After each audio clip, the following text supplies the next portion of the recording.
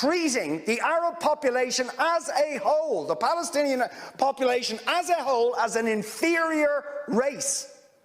I mean, it doesn't get stronger than this. And yet you want to be careful about your language.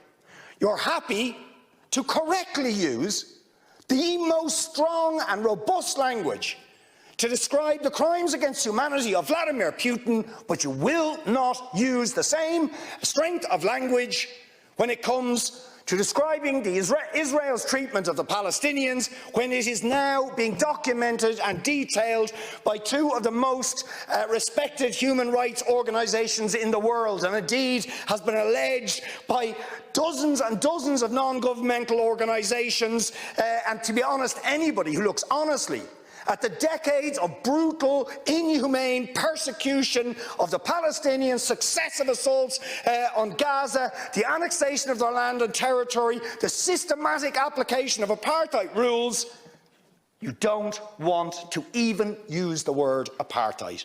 Never mind sanctions. 5 days sanctions against Putin and his thugs, 70 years of oppression by the Palestinians, and it wouldn't be, what was the word you used? It wouldn't be helpful to impose sanctions. Amnesty International are calling for Israel to be referred to the International Criminal Court for crimes against humanity. Will you support it?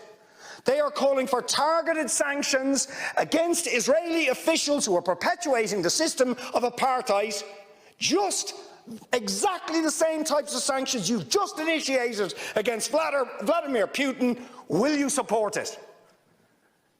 And I think the answer is clearly you're not going to. And then we ask the question, why? Why?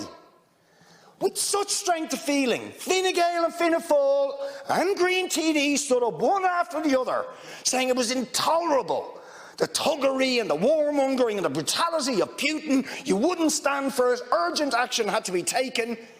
But we've got to be much more careful with the Palestinians.